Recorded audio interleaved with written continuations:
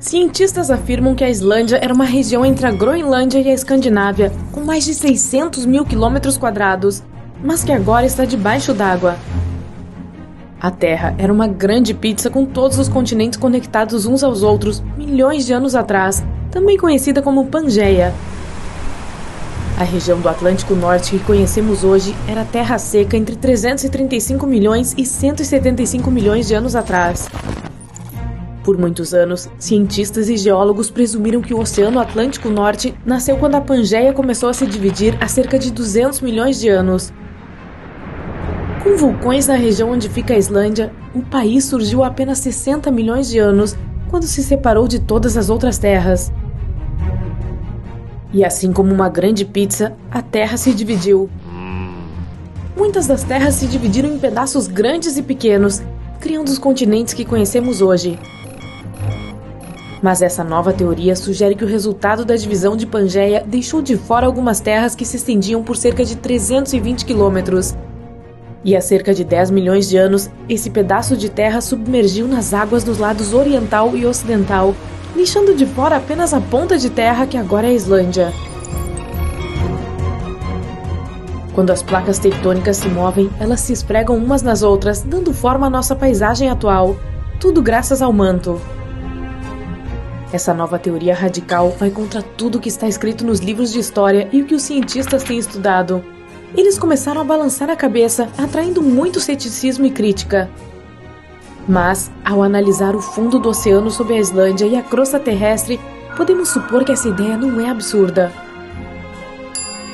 A crosta abaixo da Islândia é muito mais espessa do que as típicas.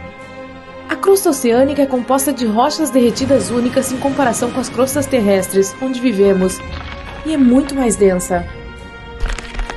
A camada mais fina da Terra é a crosta, onde ocorre a vida.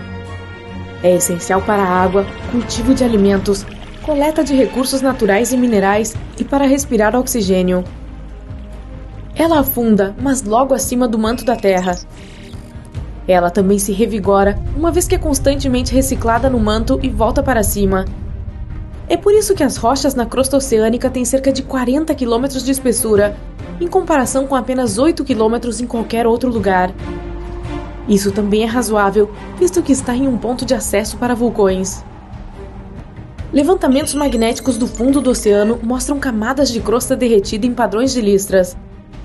Também porque o campo magnético da Terra mudou sua polaridade ao longo de milhões de anos, ele desempenhou um papel na formação da base da nossa paisagem. Mas ainda não há nenhuma evidência concreta para provar essa nova teoria. Um dos primeiros passos é começar a cavar o fundo do oceano perto da Islândia. O zircão é um mineral muito resistente que pode durar bilhões de anos, apesar da erosão na crosta terrestre. Ao coletar amostras e estudá-las, os pesquisadores podem estimar a idade geológica dos continentes. Isso dirá se a crosta é oceânica, que é mais espessa, ou continental, que é a crosta normal sobre a qual caminhamos. Esse não é um projeto a ser realizado do dia para a noite e teria um custo elevado. Outra forma é fazer levantamentos sísmicos que possam medir os ecos realizados em navios de pesquisa. Perfurar buracos com quilômetros de profundidade na crosta também podem ajudar na pesquisa, mas isso custaria mais do que estudar os minerais de zircão. Algumas plantas fossilizadas exclusivas da Escandinávia e da Groenlândia podem provar que a Islândia já esteve na superfície e possivelmente estava repleta de árvores. Não era uma terra fria como é hoje, e então pode ter tido florestas. Mas os cientistas ainda não encontraram evidências fósseis de animais comuns em ambas as terras que sugiram isso. Mas talvez o tempo mostre. A teoria é mais profunda, o que sugere que houve uma grande Islândia. As terras extras no oeste são compostas do que hoje são a Irlanda e a Grã-Bretanha, mas é muito difícil dizer, já que tudo está debaixo d'água. Porém, se a teoria for verdadeira, então internacionalmente as implicações dos combustíveis fósseis em potencial podem ser uma virada de jogo para a região. A Islândia pode ser um dos países mais ricos do mundo e uma nova potência global. Com Islândia, Irlanda, Grã-Bretanha, Escandinávia e Groenlândia em um microcontinente, pode ser um destino para quem gosta do inverno e ótimo para esquiar. Seria possível conectar o Canadá à Grande Islândia de trem sobre o oceano, o que abriria ainda mais a economia. A Islândia tem cerca de 103 mil quilômetros quadrados, o que já é bastante grande. E se a Grande Islândia estivesse presente hoje, a Europa seria um continente completamente diferente. Muitas teorias estão circulando sobre outros possíveis microcontinentes ocultos ao redor do mundo. Os cientistas não têm certeza da possibilidade da existência da Grande Islândia, mas se todos os estudos realizados fossem feitos corretamente, então a teoria poderia mudar tudo o que sabemos sobre a Islândia e o Oceano Atlântico Norte. Isso poderia abrir caminho para outros microcontinentes submersos em todo o mundo. Outra teoria por aí é que a Nova Zelândia era a ponta de um subcontinente perdido ainda maior do que a Islândia, chamado Zelândia. Estudos mostram que se separou do supercontinente Gondwana entre 79 milhões e 83 milhões de anos atrás. Os cientistas afirmam que é o continente mais fino e mais jovem descoberto debaixo d'água. O Craton é uma rocha central que atua como a base principal para a maioria dos continentes. Tem pelo menos 1 bilhão de anos, mas a crosta continental que forma a Zelândia é apenas metade disso, o que a torna bastante jovem. Isso significa que falta Craton, embora contenha alguns restos de rochas mais antigas e partes do manto. Elas são estimadas em até 2,7 bilhões de anos. Os cientistas fizeram alguns estudos sobre os cristais de zircão da Nova Zelândia e descobriram que eles têm até 1,3 bilhão de anos. O resto dos continentes tem mais de 3 bilhões de anos. Os cientistas estudaram a composição das rochas no fundo do oceano ao redor da Nova Zelândia. Elas são formadas por sílica e granito, encontrados nas crostas continentais. O fundo do oceano tem principalmente rochas ricas em magnésio e ferro. Elas também são mais grossas e mais altas do que as crostas oceânicas normais ao seu redor. Foram conduzidos alguns estudos onde se coletaram dados magnéticos e topográficos para ver a ligação entre Tasman e Coral Seas na região de Keituthrue. Essa é a faixa estreita entre Zelândia e Austrália. Dados de satélite rastrearam pequenas falhas na gravidade da Terra para mapear a crosta do fundo do oceano ao redor da área.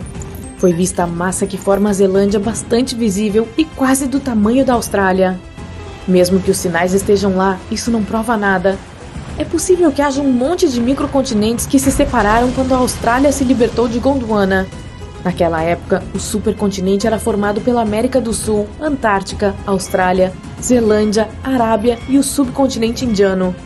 As crostas continentais não são iguais à oceânica que as rodeia. A Nova Zelândia não é o maior país que existe. Mas se as teorias estiverem corretas, então a Zelândia terá 6 vezes seu tamanho original. Maurício é uma ilha jovem com apenas alguns milhões de anos. A apenas 1.900 quilômetros da costa da África, acredita-se que a pequena ilha ganhou vida há cerca de 9 milhões de anos. Os vulcões subaquáticos da região expeliram tanta lava que acabaram por formar a terra que é hoje. Mas os cientistas encontraram rochas de zircão com mais de 3 bilhões de anos. Também pode ser parte de um continente submerso chamado Maurícia, que tem apenas 1/4 do tamanho de Madagascar. Os zircões estavam incrustados em rochas sólidas e não apenas na areia, o que pode descartar a hipótese de terem chegado à costa de outro continente. Alguns cientistas ainda não estão convencidos. Eles sugerem que a descoberta de rochas que se destacam das outras típicas trazidas por uma erupção pode inclinar a comunidade científica a essa teoria.